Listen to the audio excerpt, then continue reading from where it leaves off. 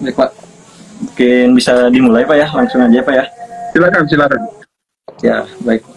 Assalamualaikum warahmatullahi wabarakatuh. Waalaikumsalam warahmatullahi wabarakatuh. Kembali lagi di diskusi kita, yaitu di channel Departemen Fapipu, di mana kali ini tema besarnya yaitu kita akan membahas mengenai pentingnya pendidikan berbasis sustainable development di masyarakat. Sebelumnya, saya ingin berterima kasih kepada Pak Ahmad Rahmawardana, STMSG, yang alhamdulillah hari ini telah hadir di menjadi narasumber kita kali ini. Gitu. Beliau adalah seorang peneliti di Pusat Studi Energi UGM dan merupakan student doktoral di UGM politik. Oke Pak, kali ini kita akan membahas mengenai satu topik yaitu yang saya kira penting gitu Pak untuk dibahas gitu, terutama di lingkungan masyarakat gitu, yaitu pendidikan berbasis sustainable development gitu. Kenapa akhirnya kita mengangkat tema ini? Karena berawal dari keresahan kami Pak, bahwa di mana minggu-minggu kemarin kita telah diperlihatkan gitu bencana-bencana yang memang disebabkan oleh aktivitas manusia gitu. Contohnya seperti di Bekasi, di mana di sana terjadi banjir, dan juga di daerah Bogor juga terjadi banjir, dan beberapa daerah di Indonesia tentunya. Itu merupakan hasil dari aktivitas manusia yang tentunya merusak gitu. Makanya saya kira ini sangat penting gitu untuk kita bahas, dan alhamdulillah sebuah kehormatan juga bagi platform kami gitu mengundang Bapak sebagai narasumber yang kompeten gitu. Lanjut ke permasalahan berikutnya Pak, yaitu mengenai sustainable development sendiri gitu. Kami mengangkat tema ini berdasarkan pentingnya gitu pendidikan berbasis sustainable development di masyarakat. Kenapa pendidikan sustainable development itu penting gitu?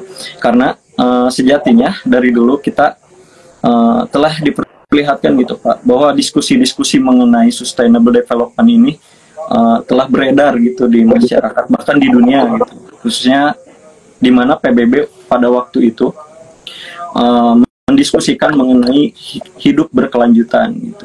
Dan UNESCO juga menyebutkan bahwa ada sekitar 17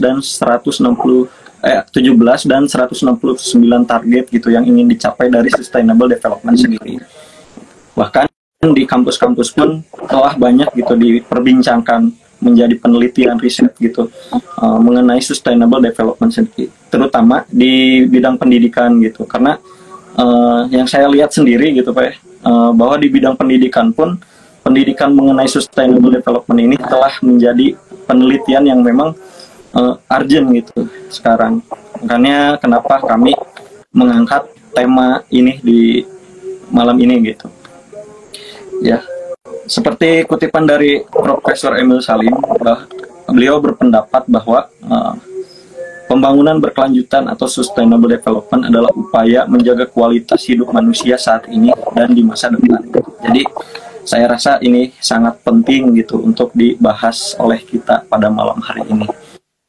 Mungkin untuk mempersingkat waktu ya, karena waktu kita juga terbatas Pak ya, Pak Yai. Mangga Pak Yai mungkin ada opening statement gitu mengenai tema kita di malam hari ini gitu. Terima kasih Pak. Oke, terima kasih atas undangan dari teman-teman Fafipu ya. Ini saya muncul lo, ini apa, antitesa dari wakil presiden kita lah, kira-kira gitu ya. Oke, gini, ada satu buku yang menarik bagi saya, itu diambil dari serial judulnya Global Challenges of Climate Change, volume 2, Risk Assessment, Political and Social Dimension of the Green Energy Transition. Nah, di situ ada satu tulisan yang ini terbit 2022-2023. Ada tulisan menarik yang judulnya itu The Root Causes of Our Environmental Crisis We Ignore. Jadi atau dengan kata lain akar penyebab kenapa krisis lingkungan itu kita abaikan, kira-kira begitu. Nah, dia bahas ada 4 penyebab itu, tapi yang ingin saya tekankan sebagai pembuka itu adalah penyebab pertama.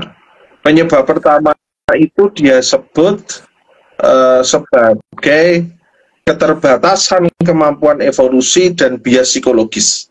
Nah, apa sih kenapa kok kita sebenarnya butuh sustainable development dalam arti luas ya. Tapi realitasnya itu kita itu sebenarnya lebih banyak nggak peduli. Kenapa itu terjadi? Nah, ini ada saya bahasa Jawa itu orang bilang matuk itu cocok.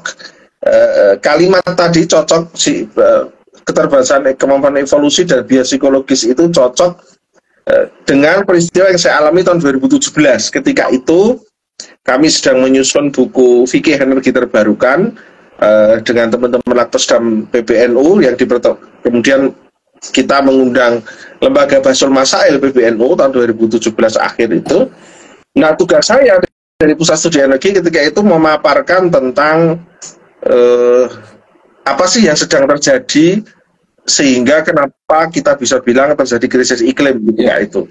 Nah, saya bilang perubahan iklim dan saya sebut banyak iklim ekstrim terjadi. Cuaca ekstrim banyak terjadi. Saya sebut dari salah satu sumber reportnya UN ketika itu tahun 2017. Terus ada satu kiai komentar begini. Ini jadi kiai itu ada yang progresif tapi yang konservatif juga masih banyak begitu. Kira-kira bilang gini kiainya, Mas Ahmad, saya itu di Jakarta nggak merasakan itu. Jadi beliau itu tidak merasakan cuaca ekstrim ketika itu, belum sesering sekarang ya. Nah, sehingga bagi beliau fikih energi terbarukan kurang lebih tidak penting gitu. Ini kan kalau kita memakai pemikiran beliau berarti krisis iklim belum terjadi karena aku tidak merasakan dampaknya, kira-kira begitu. Untuk sebagian besar kiai yang lain cukup progresif sehingga buku itu bisa tetap jalan untuk didiskusikan. Nah, ini yang disebut oleh Hindin itu sebagai keterbatasan kemampuan evolusi dan bias psikologis. Apa yang terjadi gini? Dulu di zaman kita berburu dan meramu, krisis lingkungan yang terjadi itu adalah sifatnya hari ke hari dan harus kita selesaikan hari itu juga. Gitu. Nah, kita berpindah dari satu gua, nenek moyang kita ke gua lain, berarti musuhnya adalah hujan, musuhnya adalah badai, musuhnya adalah hewan buas yang harus diselesaikan sekarang begitu. Nah, sehingga sensitivitas kita pada masa itu sangat kuat karena dihadapi sehari-hari. Nah, ya fortunately, untung karena peradaban adalah semua krisis itu tidak bisa kita rasakan langsung, sehingga terjadi bias psikologis gitu. Kita nggak merasakan yang namanya kalau di US misalnya Trump pernah mengatakan katanya pemanasan global kok yang terjadi iklim cuaca dingin ekstrim begitu. Bagi seorang Donald Trump yang politisi kawan ya dia dengan mudahnya mengatakan pemanasan global ya harusnya nggak dingin tapi panas, kira-kira gitulah. Nah, itu contoh bias psikologis bahwa kita tidak merasakan langsung justru karena teknologi sudah maju, bencana bisa kita mitigasi sehingga kita tidak sensitif lagi soal perubahan iklim ini gitu. Atau dengan kata lain ya paling gampang begini, kalau dunia ini semakin panas udaranya, semakin gerah begitu, kita itu tidak memikirkan what happened with our planet, tapi kita lakukan apa? Nambah kipas atau AC-nya dinyalain lebih kenceng lagi, kira-kira begitu. Jadi tidak mencari sebabnya, tapi terjadi bias psikologis karena kita sudah menemukan mitigasinya. Akibatnya adalah karena sensitivitasnya turun, kita sulit untuk berubah, gitu. Nah, inilah kenapa salah satu sebab menjadi pendidikan terkait dengan perubahan iklim, sustainable development itu menjadi sangat penting karena community kita, peradaban kita itu sudah berubah drastis gitu. Peradaban perkotaan ya 10.000 tahun yang lalu ketika pertanian kemudian menjadi kerajaan, perkotaan, pedesaan, membuat mitigasi bencana itu dilakukan secara komunal gitu, tidak semua merasakannya gitu. Nah, itu yang membuat terjadi bias psikologis sehingga kita merasa dunia ini baik-baik saja gitu. Hanya kemudian tiba-tiba kok banjir gitu. Nah, ini yang terjadi kurang lebih seperti itu. Ini sebagai pembuka, Mas. Baik, Pak. Gitu. Baik. Ya, ini sebabnya akibat bias psikologi, Pak ya, mengenai sensitivitas kita terhadap bahwa perubahan iklim itu tidak sensitif lagi gitu. Intinya seperti itu. Gitu. Nah, ini menarik, Pak, mengenai pembahasan itu gitu. Jadi sebenarnya saya ingin membawa ke ranah pembangunan juga, Pak, khususnya di bidang ekonomi gitu, Pak ya. Saya itu kemarin mencari gitu Pak literatur mengenai pembangunan di negara gitu, Pak ya. Bahwa pembangunan ekonomi negara maksudnya. Bahwa jika berbicara mengenai pendapatan, tentunya itu kita akan tidak akan merasa puas secara terus-menerus gitu, Pak ya.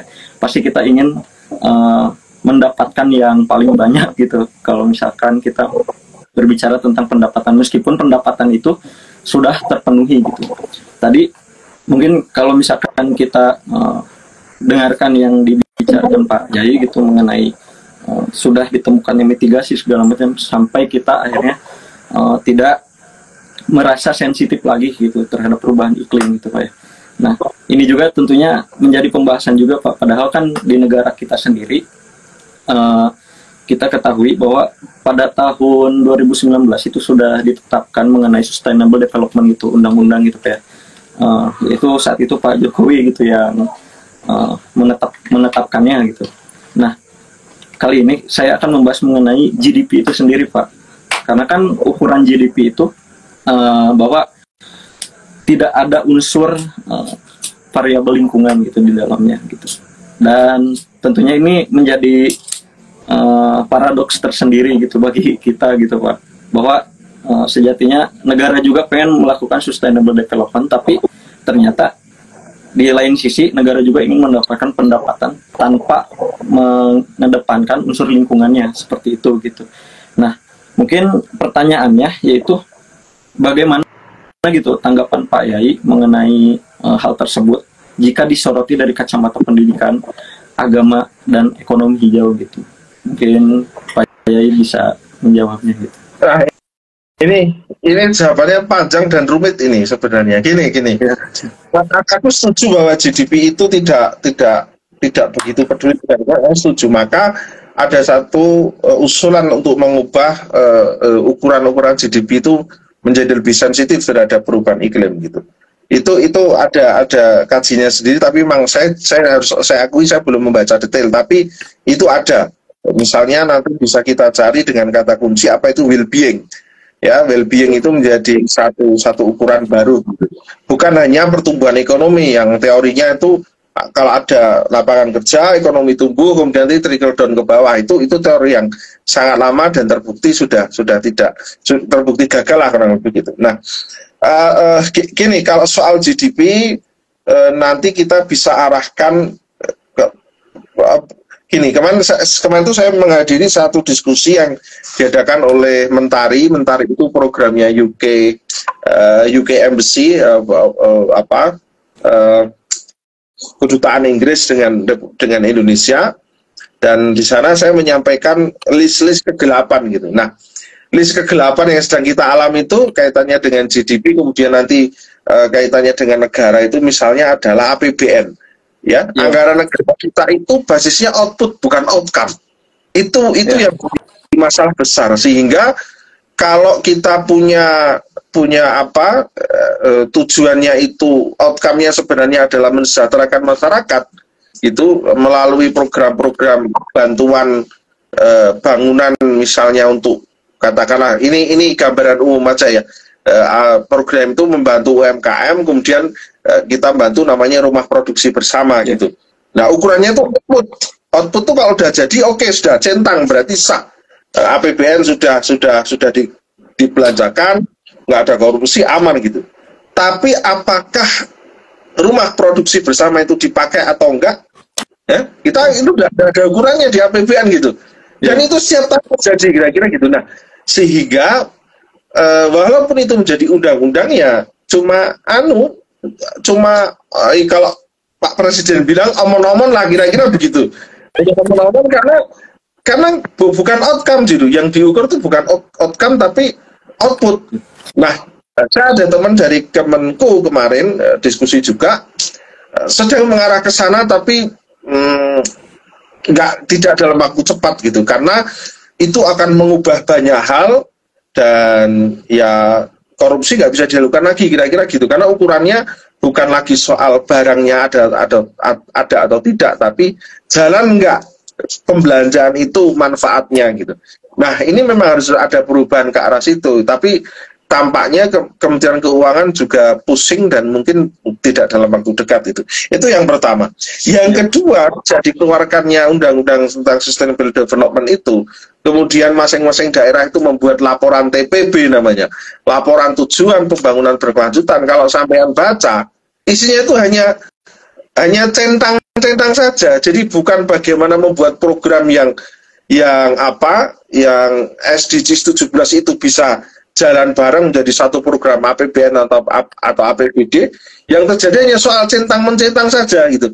Jadi ada satu nomor anggaran, oh ini TBB tujuan pembangunan berkelanjutan nomor 11 centang. Oke, berarti kita sudah melakukan SDGs kira-kira gitu. Jadi cuma omon-omon lagi kira-kira gitu. Jadi cuma centang-mencentang, oh ini sudah ada daftarnya. Oke, kita klaim, kita melakukan sustainable development kira-kira gitu.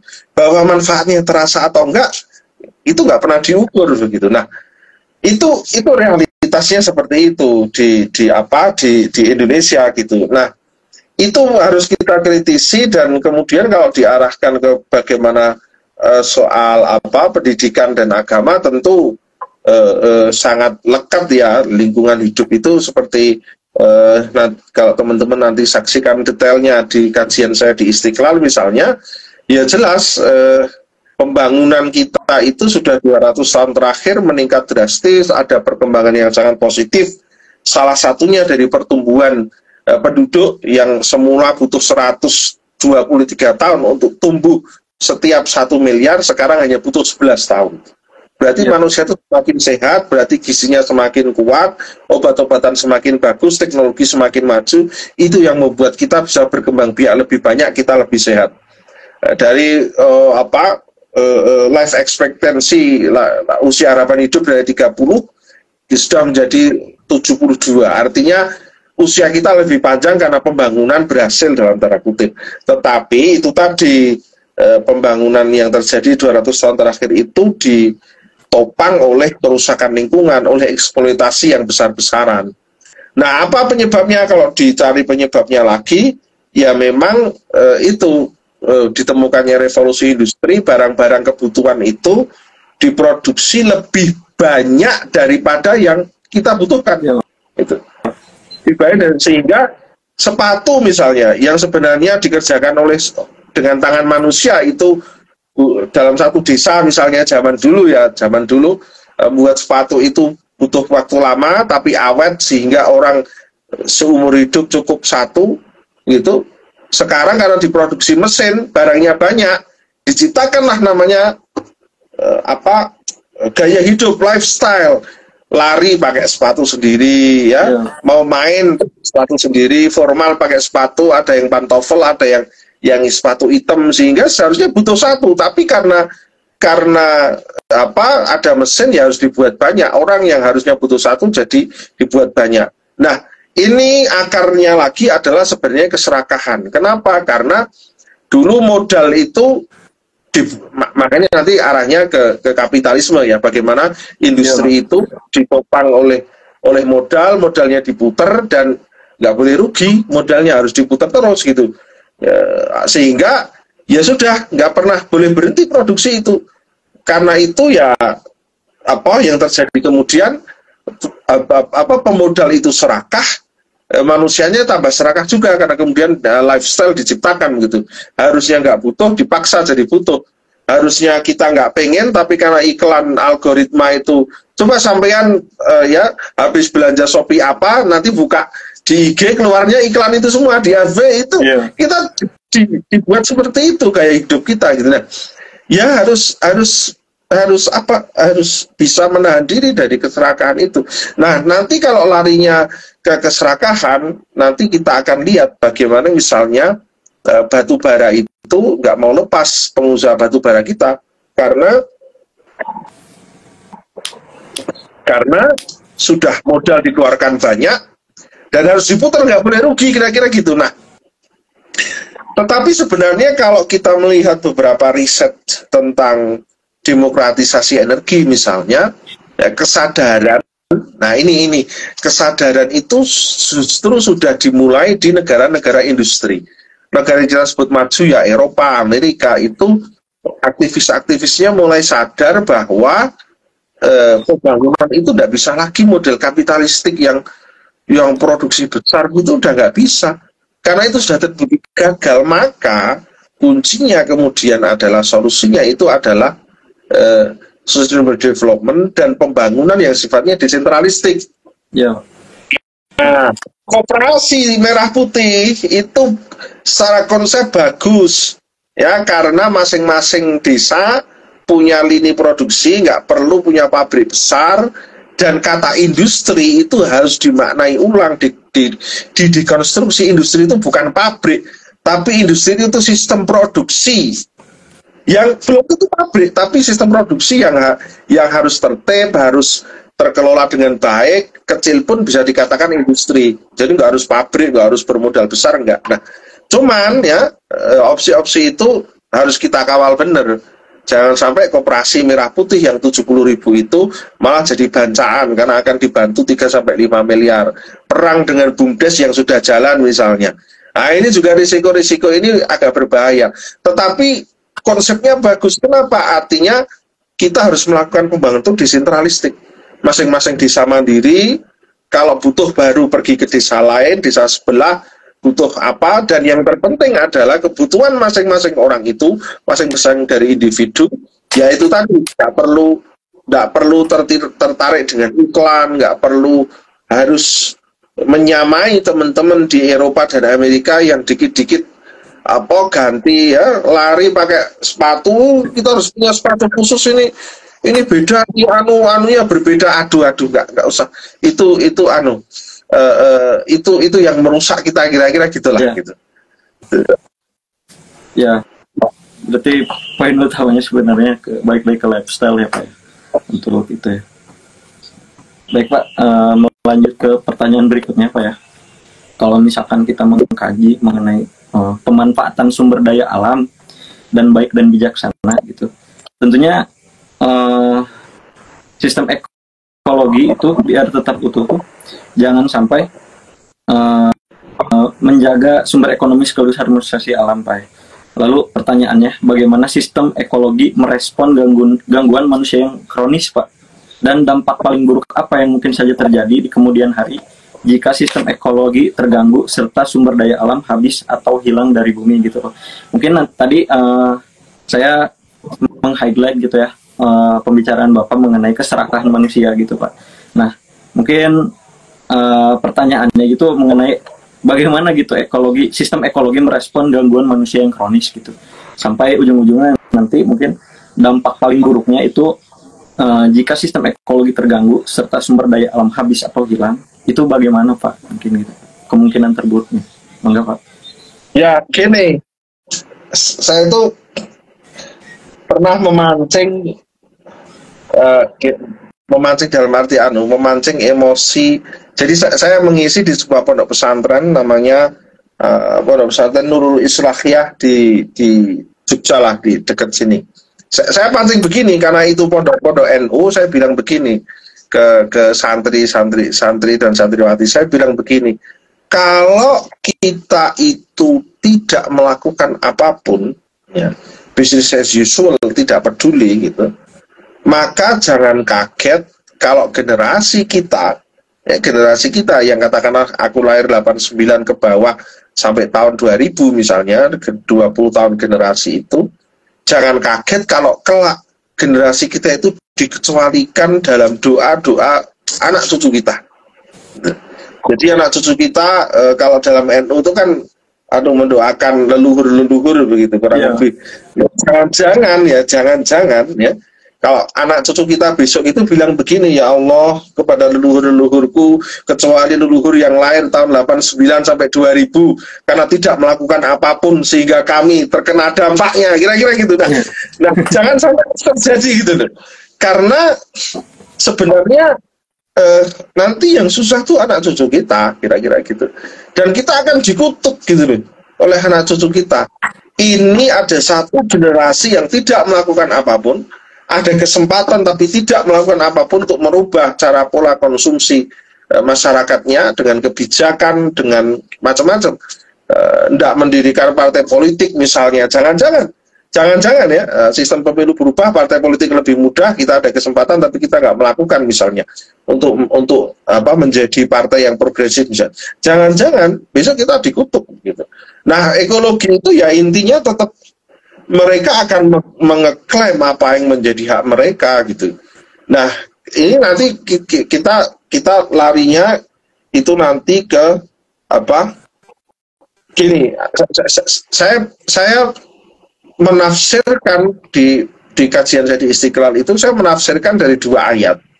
Ayat pertama itu adalah surah An-Alaq, Iqra bismi rabbikal ladzi khalaq, khalaqal insana min 'alaq, Iqra wa rabbukal akram. Bacalah dengan menyebut nama Tuhanmu. Yang dibaca itu bukan hanya kitab suci tetapi juga ilmu pengetahuan di luar agama itu. Kemudian kenapa kita baca, ternyata adalah khalaqal insana min 'alaq, untuk atau terkait dengan kemaslahatan manusia, kira-kira begitu. Karena min 'alaq itu adalah sesuatu yang bergantung di dinding rahim, yang filosofinya adalah manusia itu pasti bergantung pada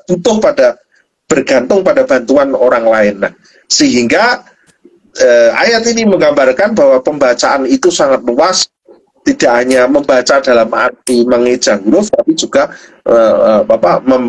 mengamati situasi. Tetapi kalau hanya ayat ini yang digunakan, yang terjadi itu antroposentrisme. Ya. Yang terjadi adalah kita hanya berarti hanya menolong manusia. Oh, tidak.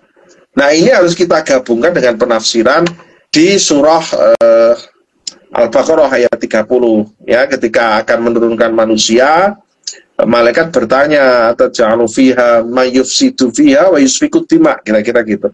Nah, kalimat ini dua sangkaan malaikat ini adalah sebenarnya tugasnya manusia, yaitu mayusidu fiha wa yusfiku dima. Berarti yang harusnya kita lakukan adalah lawan dari itu apa? Kalau mayufsidu itu berbuat kerusakan, berarti sebaliknya adalah memeliharanya begitu. Kalau wa yusfiku dima, kalau disangkaan malaikat adalah menumpahkan darah, berarti yang kita lakukan adalah tadi memelihara lingkungan untuk menghidupkan. Ya, yang namanya memelihara lingkungan itu bukan hanya manusianya saja gitu. Karena itu khalifatullah, bukan finnas, bukan di antara manusia, enggak, fil ard, di antara bumi. Artinya planet ini yang harus kita hidupi untuk menghidupi manusia dan isinya. Nah, pada titik inilah kita memang harus sehingga tadi